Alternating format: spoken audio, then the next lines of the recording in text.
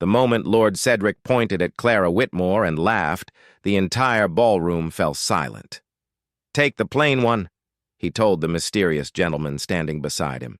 "I have no use for her." Several guests covered their smiles with jeweled fans. Clara lowered her eyes, pretending the cruel words had not broken something inside her. What Cedric did not know was that the quiet gentleman beside him was not an ordinary guest. He was Alexander Ashford, the Duke of Ravenshire, and before entering that ballroom, he had already chosen Clara, but not for the reason anyone imagined. Clara had grown up in her uncle's house after losing her parents. Her cousin Rosalie received silk dresses, music lessons, and invitations to grand events. Clara received old clothes and a list of daily chores. Still, Clara never complained. That evening, her uncle had brought both young women to the winter charity ball. He hoped Rosalie would attract a wealthy husband. Clara had only been invited because Rosalie needed someone to carry her shawl. Near the ballroom entrance, Clara noticed an elderly servant drop a tray. Crystal glasses shattered across the floor. "You foolish man!" a noblewoman shouted. While everyone stepped away, Clara knelt beside the trembling servant. "Your hand is bleeding," she whispered. She used a strip of fabric from her sleeve to bandage his palm. Unknown to her, Alexander watched from across the room. Later, Clara slipped into the garden to escape the laughter inside. There, she heard a child crying behind the hedges. A small boy in a servant's uniform was searching desperately through the snow. "What have you lost?" Clara asked. "My mother's locket," he said. "She died last winter. The housekeeper will dismiss me if I do not return to work." Clara searched with him until her fingers became numb. At last she found the silver locket beneath a rose bush. The child hugged it tightly. "How can I repay you?" "By remembering that your mother's love can never truly be lost." A shadow moved beyond the trees. Someone had witnessed everything. When Clara returned to the ballroom, Lord Cedric was boasting to his friends. "My father says I must choose between the Whitmore girls," he said. "Rosalie is beautiful. The other one is useful only for carrying coats." Rosalie laughed with him. Clara's uncle pushed her forward anyway. "Cedric, perhaps you could dance with Clara." Cedric looked at her faded dress and smiled cruelly. Then he turned toward the quiet stranger beside him. "Take the plain one. I have no use for her." Clara's face burned with humiliation. Before she could escape, the stranger stepped forward and bowed. "Miss Whitmore," he said gently, "would you honor me with this dance?" Whispers spread through the room. Clara hesitated. "You do not have to rescue me, sir." "I am not rescuing you," he replied. "I am asking because you are the only woman here I wish to dance with." They moved onto the floor. Alexander danced without revealing his identity. Clara assumed he was a country gentleman with little interest in society. "Why did you accept his insult so quietly?" he asked. "Because answering cruelty with cruelty only creates more of it. And if someone mistook your silence for weakness, then he would discover his mistake eventually." Alexander almost smiled. He had never heard anyone speak with such calm strength. When the dance ended, a royal messenger entered the ballroom. He approached Alexander and bowed deeply. "Your Grace, the carriage from Ravenshire is ready." The music stopped. Clara stared at her dance partner. Lord Cedric's glass slipped from his fingers. "The Duke of Ravenshire?" someone whispered. Alexander turned toward Clara, but her expression was not one of excitement. It was fear. She stepped back. "Why did you hide who you were?" "Because I needed to know how people behaved when they believed I had no power."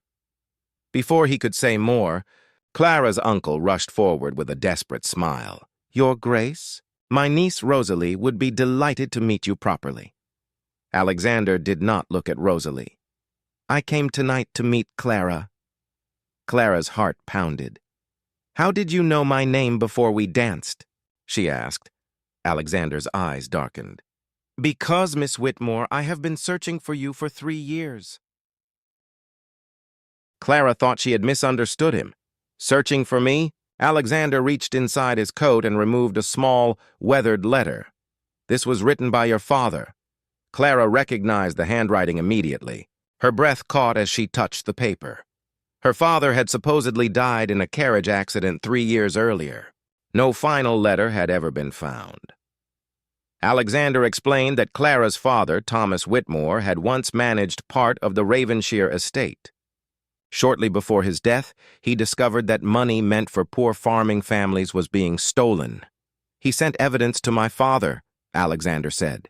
"But the documents disappeared and your father died before he could speak publicly." Clara looked toward her uncle. His face had become pale. "Who was stealing the money?" she asked. "I do not know yet," Alexander replied. "But your father's letter said that you had unknowingly kept the final proof." Clara shook her head. "I have nothing," her uncle suddenly interrupted. "This is nonsense. Thomas was confused before his death." Alexander watched him carefully. "I never said Thomas's name." The room became silent again. Clara's uncle grabbed her arm. "We are leaving." Alexander stepped between them. "Remove your hand." For the first time, Clara saw genuine fear in her uncle's eyes. That night, she searched through the few belongings her uncle had allowed her to keep. There was an old storybook, her mother's comb, and a plain wooden sewing box. At the bottom of the box, Clara discovered a hidden compartment. Inside was a list of payments, signatures, and village names. One signature appeared repeatedly. It belonged to Cedric's father, Lord Harland, but beneath it was another name that crushed Clara's heart, her uncle's. She carried the document to Alexander the next morning. He was waiting at a small chapel outside town, away from curious eyes. "My uncle helped them," she whispered. "He betrayed my father." Alexander did not offer empty comfort. He simply stood beside her while she cried. "My father trusted him," she said. "I trusted him." "Trusting someone is not your shame," Alexander replied. "Betraying that trust is theirs." Before they could leave, the chapel doors slammed shut. Lord Cedric emerged from behind a pillar with 2 men. "Give me the document, Clara." She stepped behind Alexander. "Your family stole from people who had nothing." Cedric's smile disappeared. "Those people would still be poor.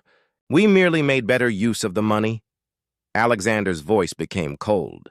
"Move aside," Cedric laughed. "You may be a duke, but even a duke can suffer an unfortunate accident." One of the men approached, but the elderly servant Clara had helped at the ball suddenly opened a side door. Behind him stood several estate guards. The servant bowed to Clara. "Kindness is rarely wasted, miss. Cedric was arrested, but his father escaped before the authorities reached his home." Clara believed the danger had ended. Then Alexander received terrible news. A fire had started at Ravenshire House. Someone had entered the east wing, where Alexander's younger sister, Lady Emma, was sleeping. They rode through the night. When they arrived, smoke poured from the windows. Servants shouted that Emma was still inside. Alexander tried to enter, but a burning beam blocked the main staircase. Clara remembered an old servant's passage her father had once described. Without waiting, she ran around the house and entered through the kitchen cellar. She found Emma trapped behind a locked door.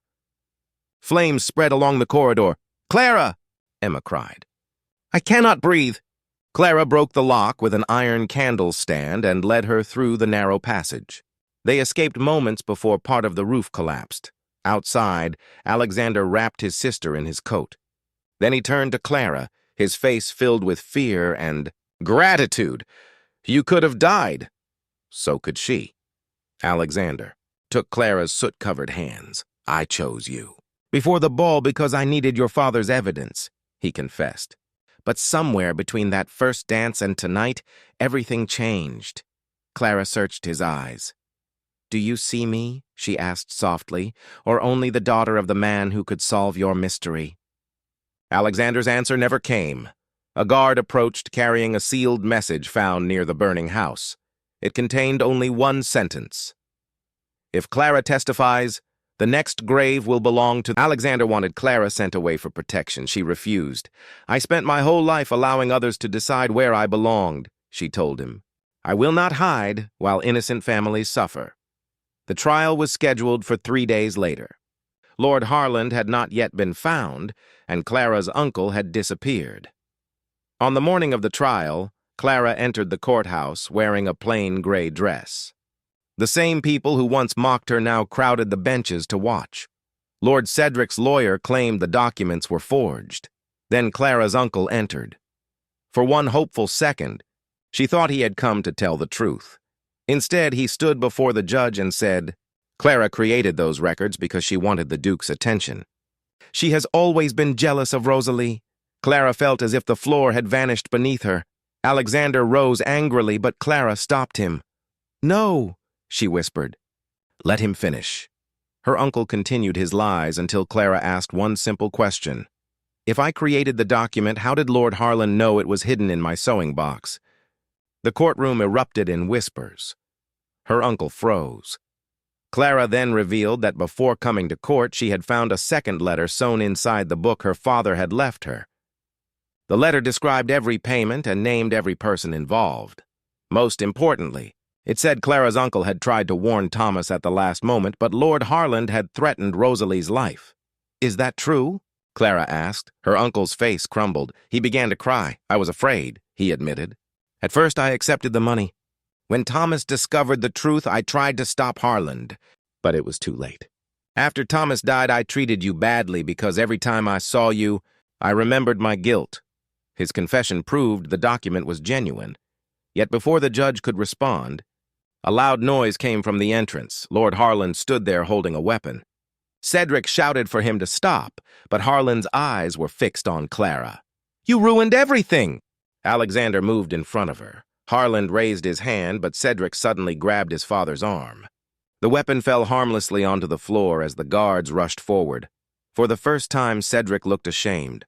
"I thought cruelty made me powerful," he said quietly. "It only made me like him." Lord Harland was arrested. The stolen money was recovered, and the farming families received compensation.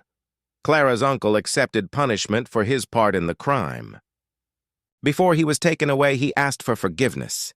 "I cannot erase what you did," Clara told him, "but I will not spend my life carrying hatred." Weeks later, Alexander invited Clara to Ravenshire House. The damaged East Wing was being rebuilt as a school for children from poor families.